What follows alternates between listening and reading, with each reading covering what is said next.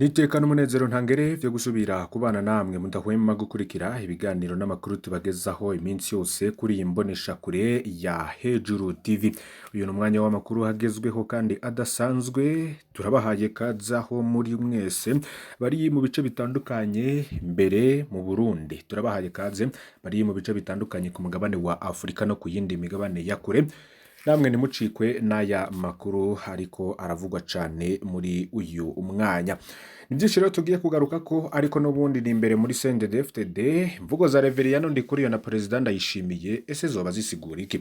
REVERIEN NDIKURIYO aragabishije umutegetsi yashitse mu butegetsi bigoranye nk'uko ikizinu bikigora gushika mw'isi, akaza yiyoroheje yigira uri kumwe n'Imana ariko agaheza agatangura kugara agenda aratyoza abo musi yiwe yibaza ko bohava bamusubirira. Ndikuriyo akoresha amajambo ateye ubwoba mu kuvuga ko ikizinu gitanguye kugara kica kibora, aca umugani atawuhejeje ati urucira muka tatatata Imana ikaba ikubona. Niko REVERIEN NDIKURIYO ubwiwe yoba yarashikirije. President Ndayishimiye nawe yemeza ko ibihe umukuru w'umugambwe yahoze asumvye inguvu umukuru w'igihugu bitazosubira kubaho. Muri iyi minsi rero hareze n'imvugo z'imigani mu bategetsi aho n'ubundi bahora batuka batavuga rumwe n'ubutegetsi ngo nabansi b'igihugu, ubu bari gutuka bari mu butegetsi nyene yakoreshejwe izo mvugo zifobetse. REVERIEN NDIKURIYO akaba avugira ati mureke abatonzi batunge kurusha. Iyi ni inyigisho REVERIEN NDIKURIYO rero yoba yaratanze, akaba rero yari yamirije abanyenzigo bafitiye ishari abantu bironkeye amafaranga menshi mu buryo bwiza, aremanga ko harimwo abatari bake bafise imiliyaridi igihumbi. Ivyo ni vyatangajwe na REVERIEN NDIKURIYO.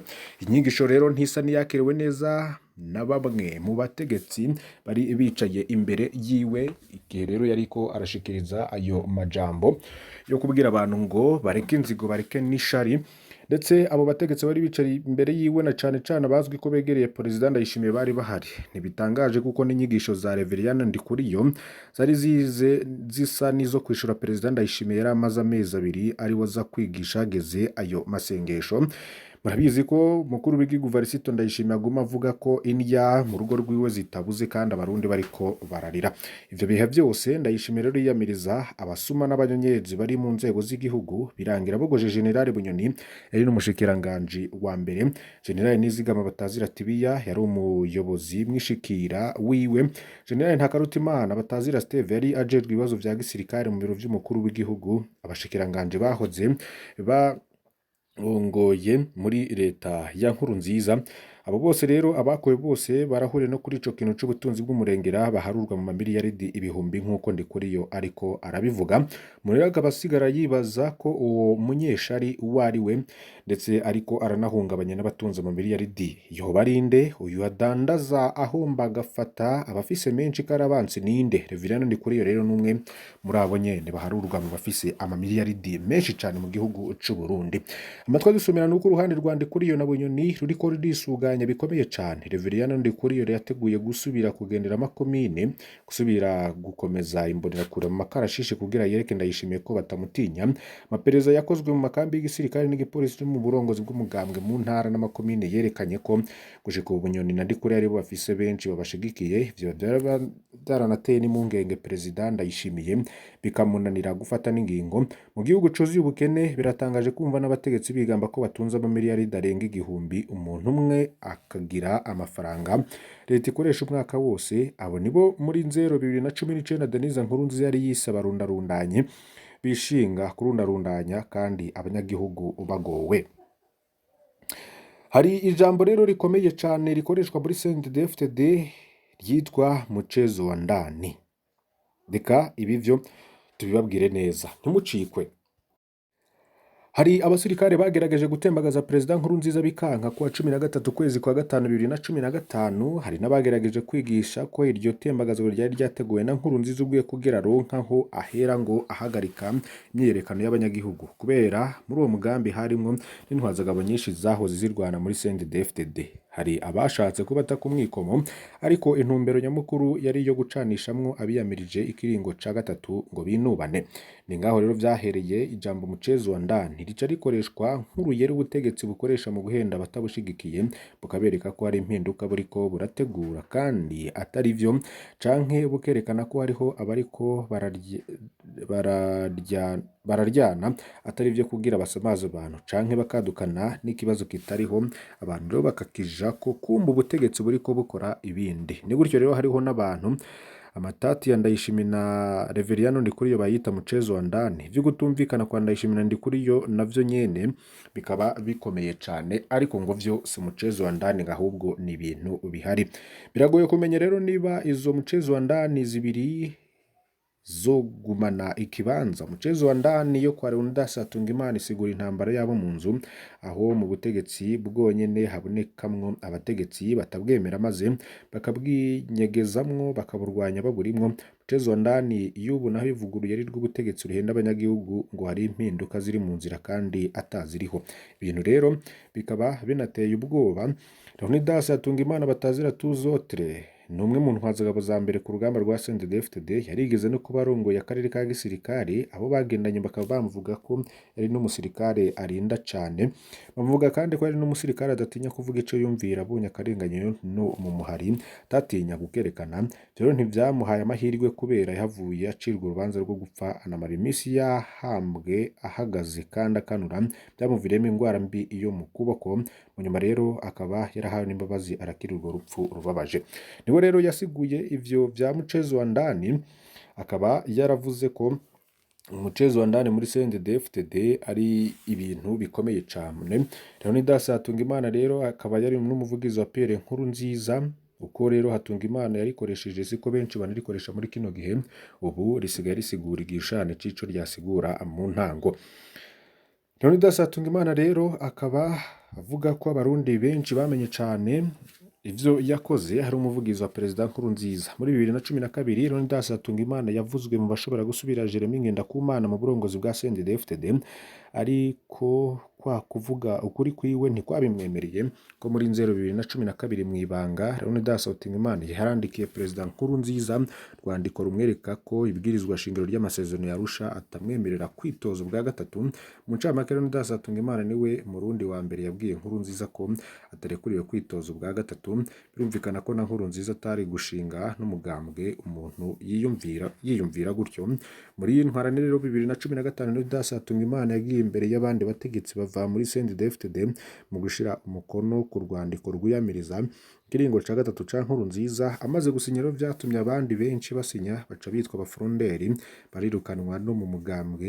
Ivyo rero akaba yarabikoze kandi yaramaze no gutumwa ko n'iperereza agasambishwa bikomeye, aranaterwa n'ubwoba. Muri 2015 akaba yarahavuye aronderwa rwose ngo yicwe atarahunga.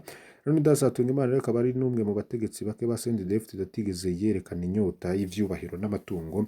Bujumbura rero ni kenshi yaboneka yigendera n'amaguru, ntiyigeze yemera kugendana n'abapolisi canke abasirikare bamucungera ubuzima. Yari umuntu ashobora rero kuganira n'abantu bose kandi akavuga neza ico yiyumvira.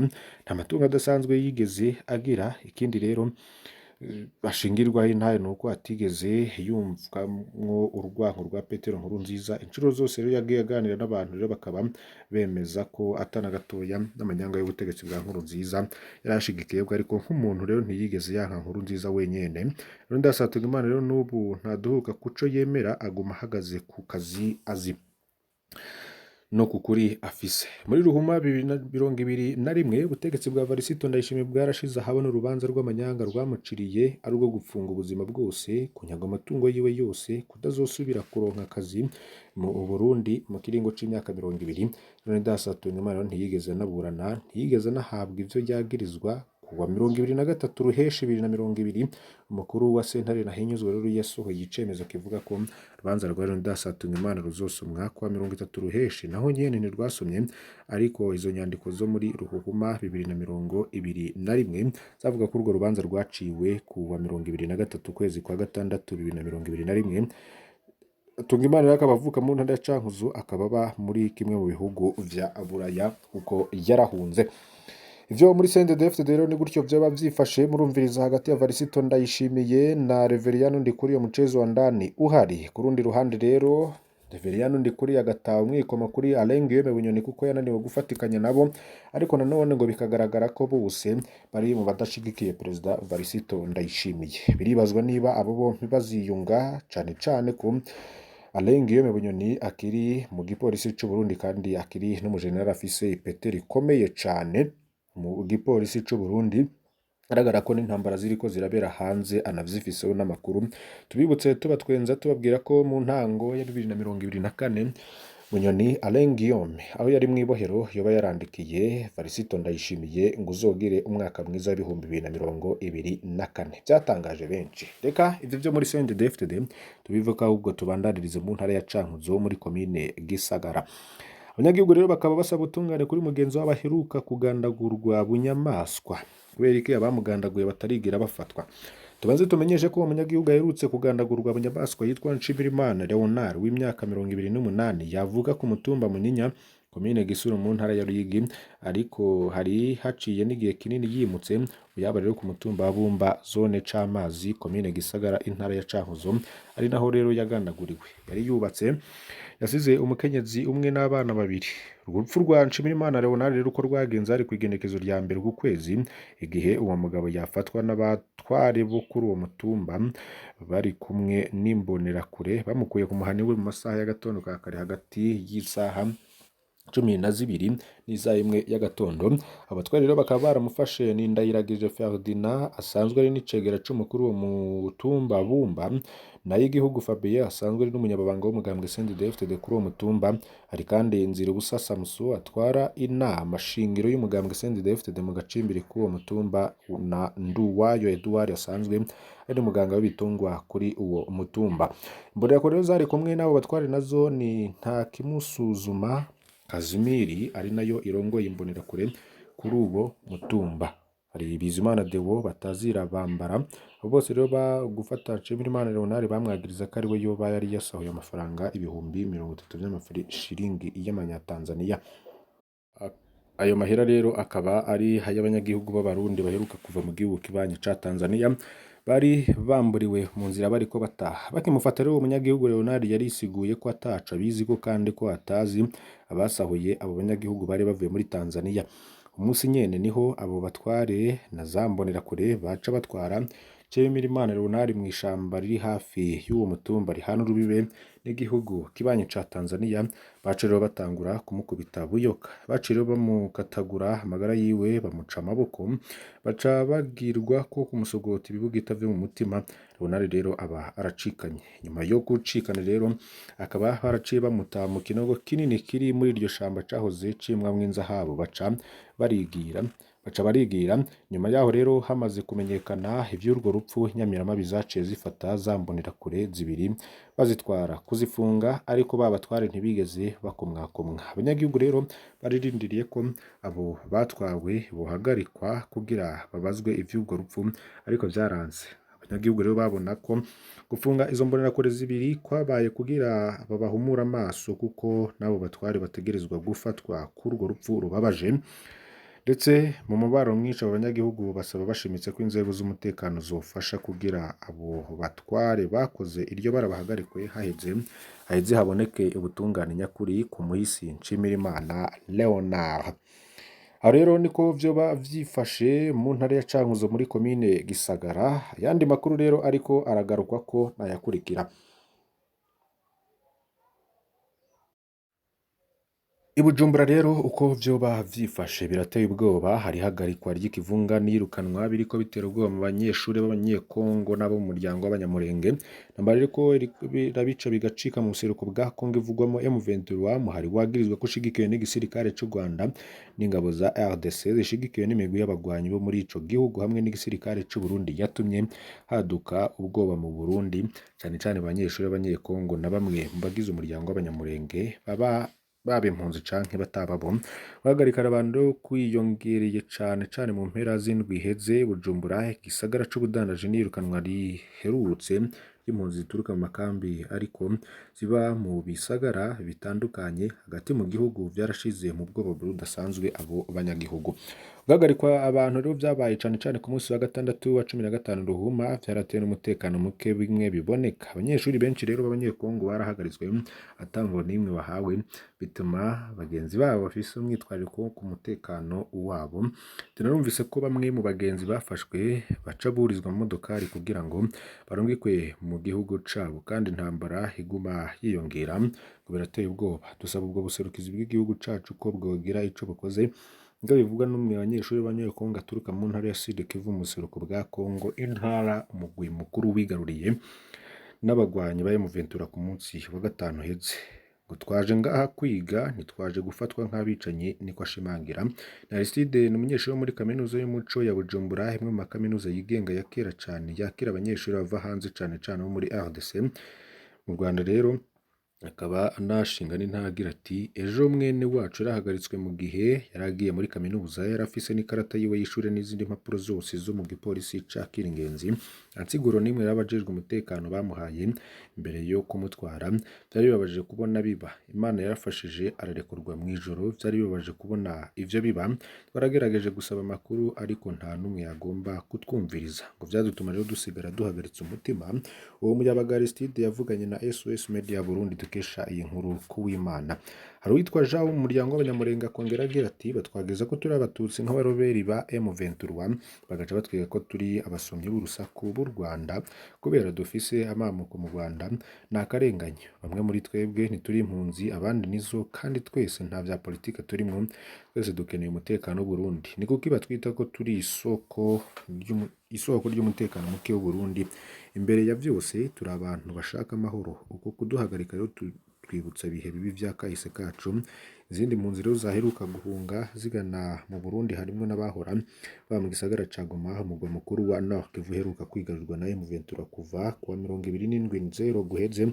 Nabo nyene barafashwe barungikwa mu busho bwo mwibanga imbere yo kurekurwa. Vyo bikaba vyarabaye kandi mu mpera y'indwi iheze ku mugwa mukuru w'ubutunzi. Bamwe rero bakijijwe n'impapuro zo kwivuriza ko bari bitwaje. Niko rero amakuru yacu avuga. Naha rero duhereje aya makuru twari twabateguriye kuri imbonesha kuri Hejuru TV. Mu mwanya mutoyi rero uraza kuronka indi nkuru ikomeye cane, ni makuru hadusomera ava muri CNDD-FDD. Hari byinshi rero bigiye bitandukanye ngo biriko biraba, navyo mukaza kubimenya muri aya makuru yo mu masaha ari imbere. Fyonda kuri subscribe canke sabone niba utari wafyonda ko wibuke no kubisangiza bagenzanyo kugira badacikwa n'amakuru yose tubagezaho. Imana ibahezagire.